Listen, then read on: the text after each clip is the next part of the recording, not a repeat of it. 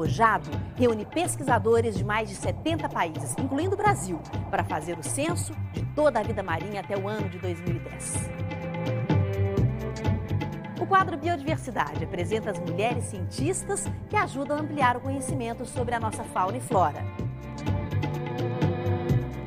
E ainda, a beleza dos berços naturais para a procriação dos pássaros. São imagens inéditas dos ninhos de aves brasileiras, feitas por 2 fotógrafos. Começa agora o Repórter Eco. Um mergulho no desconhecido. Cientistas de vários países fazem o levantamento da diversidade da vida encontrada nos mares, oceanos, ilhas oceânicas e regiões costeiras. Em 5 anos, o Censo Marinho já catalogou 40 mil espécies. Mas isso é pouco. Apenas 10% de tudo que existe na imensidão do mundo submarino. A necessidade de pesquisar e proteger essas espécies será um dos temas principais da COP8, a Conferência da ONU sobre a Convenção da Diversidade Biológica, que vai acontecer de 20 a 31 de março em Curitiba.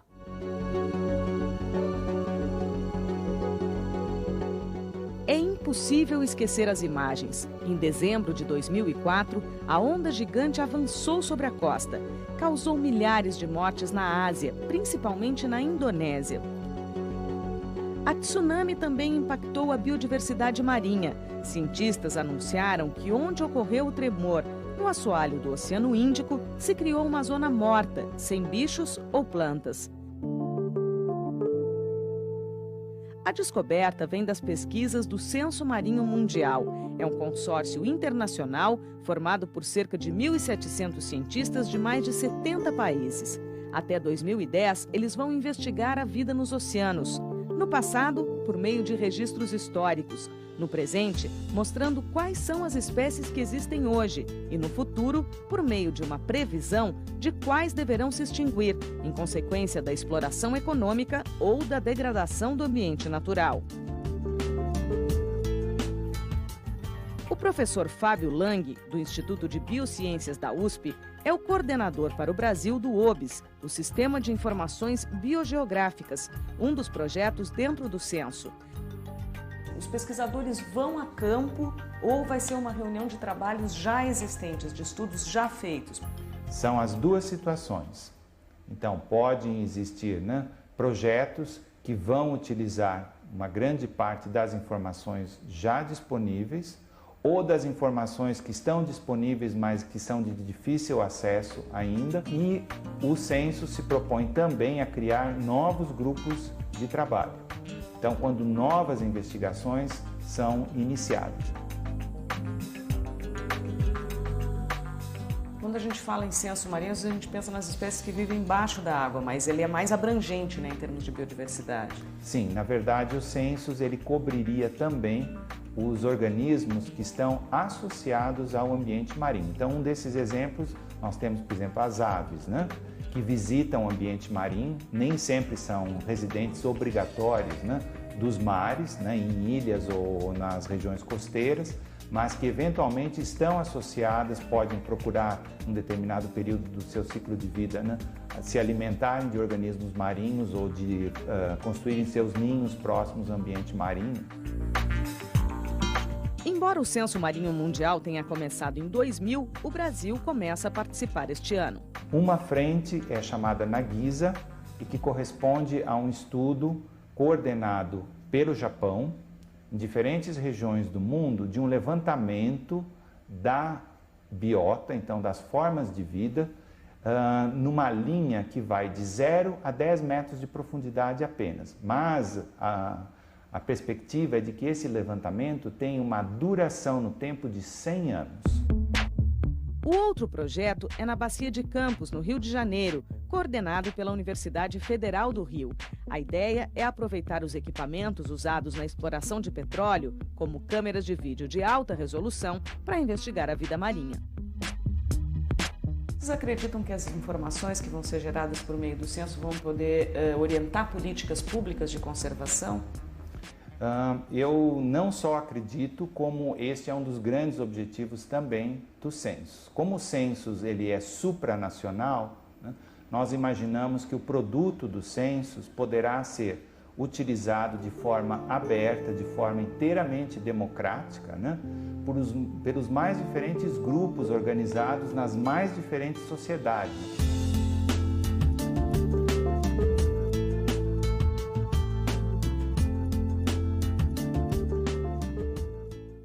E olha, um outro estudo sobre biodiversidade marinha, publicado pela revista científica da Royal Society da Grã-Bretanha, revela surpresas. Depois de 20 anos de exploração e análise das informações colhidas nos últimos 150 anos, biólogos da Universidade de Aberdeen descobriram que não existe tubarão em 70% dos oceanos.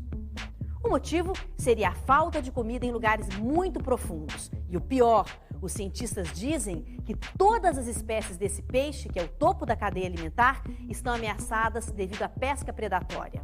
O tubarão é importante, porque ele faz o controle natural da população de outras espécies de peixes. Você vai ver daqui a pouco. Os berços da vida. 2 fotógrafos publicam um livro com as imagens inéditas e curiosas sobre os ninhos de aves brasileiras. E a seguir, as mulheres que ampliam o conhecimento científico sobre a diversidade da vida. O Repórter Eco volta já já.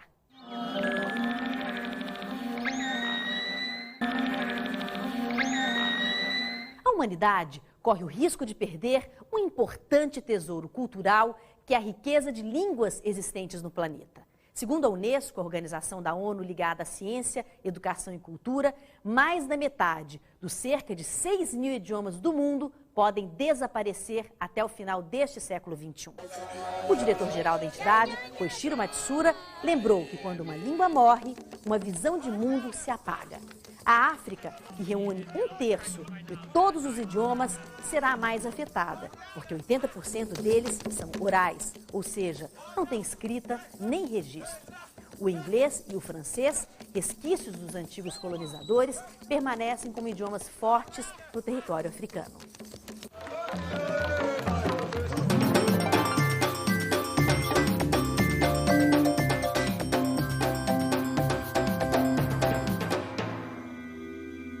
O quadro Biodiversidade, resultado da parceria TV Cultura e Natura, apresenta a última reportagem da série Mulheres e Biodiversidade.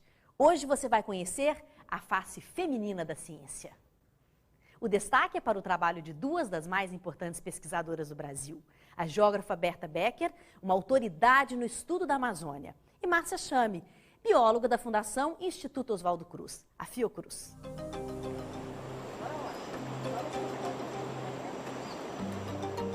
Mulheres e a biodiversidade.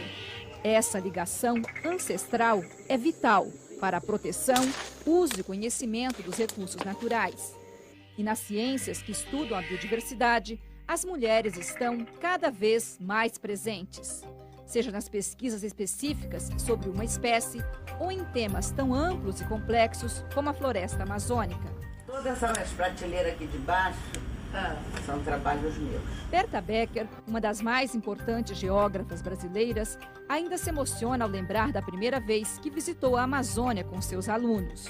Naquela época, 1970, 60, por aí, a Amazônia era muito distante do imaginário brasileiro, sabe? Era uma coisa distante e ninguém vivia e partilhava dos problemas. Lá ninguém ouvia a rádio nacional nas fronteiras do Brasil. Você vê o que era o isolamento da região em relação ao resto do Brasil. Foram inúmeras as viagens da professora emérita da Universidade Federal do Rio de Janeiro à Amazônia. Ela se surpreende com as rápidas mudanças ocorridas no bioma, que hoje tem cerca de 70% da população vivendo em áreas urbanas. Minha tônica hoje é essa: organizar a base produtiva da Amazônia, porque você tem múltiplas experiências dispersas. É preciso hoje você encontrar uma escala adequada para você poder ter atividades rentáveis, que gerem emprego, que gerem renda, porque a coisa mais importante são as condições de vida da população. Não adianta você querer fazer uma área protegida isolada, porque vem o gado, vem a soja, se expande com uma velocidade enorme e aquela área protegida deixa de ser protegida. Então você tem que ter uma certa produção, a população estar bem, para ela inclusive proteger a biodiversidade. Os índios vivem da biodiversidade em suas terras e aí eles sabem como protegê-la muito melhor. A bióloga Márcia Chame, pesquisadora da Fundação Instituto Oswaldo Cruz do Rio de Janeiro, entre tantas outras coisas, estuda as fezes de animais encontradas no Parque Nacional da Serra da Capivara, no Piauí, uma região onde predomina a caatinga. O que é possível saber analisando as fezes de um animal? Então, a gente pode saber a dieta, a gente pode saber os parasitos, a gente pode trabalhar com hormônios que são excretados junto com as fezes. Então, eu posso saber se aquele animal era um macho ou uma fêmea. Hoje, com DNA, eu posso saber até que animal era aquele. Mas o melhor de tudo é que a gente não precisa manipular esses bichos, a gente não precisa apreender esses animais, nem tampouco precisa sacrificá-los. Provavelmente essa é uma onça parda, porque a gente estava com as pegadas de onça parda. Isso é catitu, certamente. Mas é grossa, tá vendo? Então essa é uma metodologia que é muito interessante para trabalho com espécies de extinção e espécies em unidades de conservação. Professora, o que vem na cabeça da senhora quando a gente fala sobre mulheres e biodiversidade? Mulheres e biodiversidade? Vida. Que a biodiversidade é a vida, né? E a vida é diversificada. Biodiversidade quer dizer isto. E são as mulheres que dão a luz e dão a vida. Eu vejo as mulheres fortemente engajadas no processo da conservação da biodiversidade. A biodiversidade é um fenômeno humano também. Ela não pode ser vista só do ponto de vista ambiental. Por quê? Porque, ao contrário do clima, que é deslocalizado na atmosfera, né, a biodiversidade é localizada geograficamente no território. E se ela é localizada geograficamente, ela necessariamente se insere no contexto das relações sociais. As mulheres se incomodam mais com uma ação mais efetiva e não só com a elaboração da pesquisa. A mulher, eu acho que se envolve mais com a reversão da perda da biodiversidade. Cada cientista, a seu modo, constrói uma história e aumenta o patrimônio do conhecimento. Mas o caminho em direção à sustentabilidade é longo. A gente ainda não consegue ter no Brasil a visão de que isso é a nossa melhor riqueza.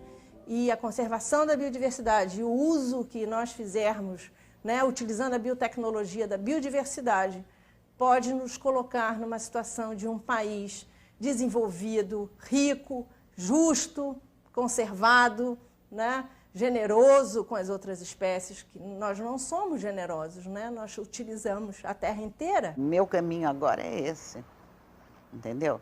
Que atividades são necessárias e possíveis, que alternativas para você poder encontrar esse modelo, né, em que você tenha produção capaz de gerar emprego, renda, riqueza, sem destruir a floresta.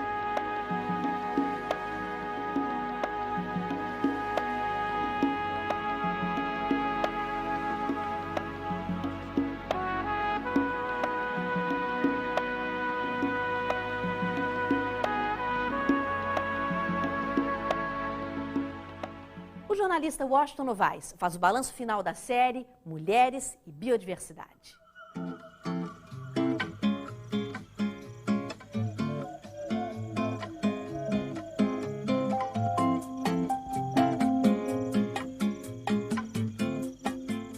As mulheres têm importância decisiva para a conservação da biodiversidade, como mostraram as reportagens ao longo deste mês aqui no Repórter Eco.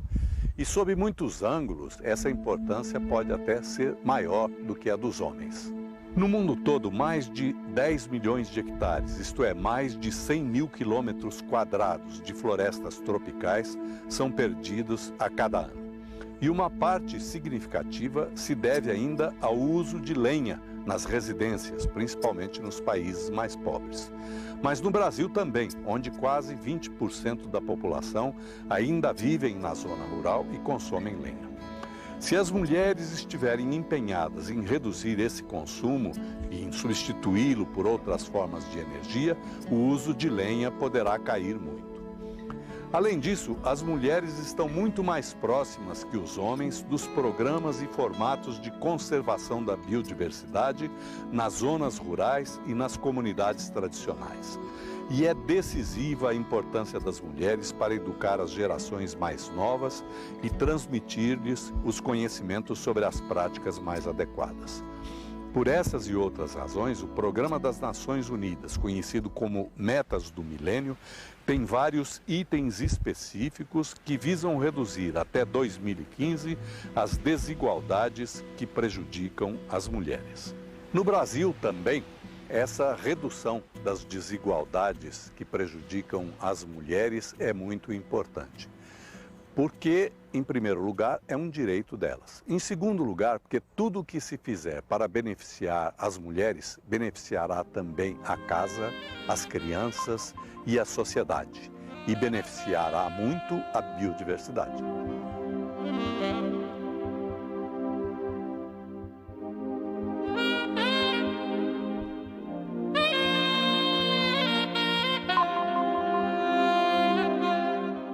Você vai ver a seguir.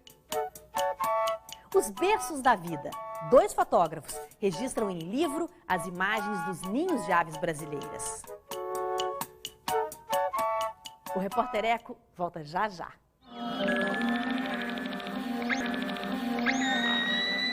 Um assunto polêmico. O CONAMA, Conselho Nacional de Meio Ambiente, aprovou uma resolução que estabelece regras para o uso das APPs. Áreas de preservação permanente.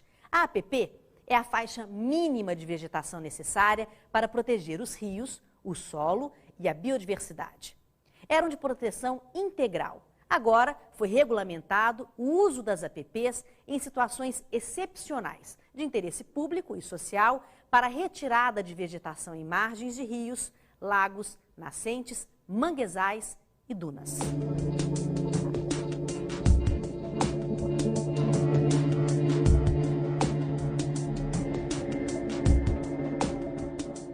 Dois fotógrafos, Dante Busetti e Silvestre Silva, percorreram biomas brasileiros como o Cerrado, a Caatinga, a Mata Atlântica e o Pantanal para registrar a beleza dos ninhos das aves brasileiras. As mais de 270 imagens foram reunidas no livro Berços da Vida, uma publicação da editora Terceiro Nome.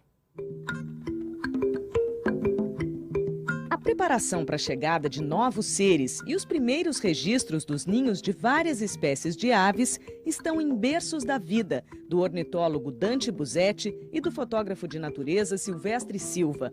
Um livro cheio de curiosidades, capaz de encantar especialistas no assunto e leigos também. É a primeira vez que se faz um registro deste tipo no Brasil. A ideia do livro é, num primeiro momento, cativar as pessoas pelas imagens, né? O livro é bastante ilustrado, tem 270 fotos. E num segundo momento a gente tentou agregar as informações, que vem reunindo há bastante tempo aí, a cada imagem, né? Então contar um pouco da história, como as espécies vivem, qual é o comportamento delas, qual o material que elas usam para fazer o ninho, como é o formato do ninho, a época de reprodução. O que pode entrar na composição de um ninho aí? Coisas inusitadas, assim. Líquens, musgos, vários tipos de folha. Eu já encontrei pele de cobra em cima de um ninho, que é um material bastante diferente. Algodão, paina. Aqui na capa mesmo a gente tem uma imagem super interessante, né? Que passarinho é esse aí? Então, esse aqui é um beija-flor balança-rabo canela, é uma espécie que só vive no sul da Bahia e Espírito Santo, em florestas primárias. Ela constrói o ninho pendente na ponta de uma folha, na folha de uma palmeira, dentro da floresta, sobre um riacho. E ela usa vários materiais, você está vendo aqui líquens, ou ela trança pedaços de folha de madeira e ela envolve tudo em teias de aranha. Essa parte serve como um pêndulo, para que o ninho, com o vento, ele não vire e os ovos não caiam. Tem algumas espécies que a gente não tinha conhecimento do ninho ainda. Por exemplo, o campainha azul é esse aqui, olha. Esse é o macho alimentando os filhotes. Ele faz no meio das velósias, que são essas plantas aqui, são as canelas de ema. Esse passarinho aqui, ele vive no Brasil Central só em áreas de campo. Que passarinho é? O galito? É o galito. Então, dessa espécie a gente tinha relatos muito antigos, de coisa de 100 anos atrás. E é a primeira vez que a gente consegue documentar realmente. Ele faz o ninho dentro do capim, né? Põe os ovos e cria os filhotes dentro do capim. Tem algumas espécies que são mestres na camuflagem. Olha, esse aqui é o urutau, mãe da lua. Ele está no ninho. O ninho dele fica na ponta de um toco.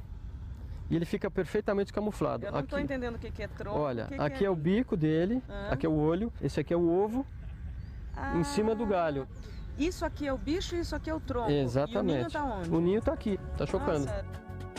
A intenção dos autores do livro é trazer novas informações para quem trabalha com conservação de espécies na natureza, além de sensibilizar as pessoas em geral para a importância de respeitar e manter as aves. É um prazer muito grande mostrar esse tipo de coisa, quer dizer, ao longo de quase 20 anos de trabalho com ornitologia, poder apresentar para as pessoas o que eu estava fazendo durante esses 20 anos.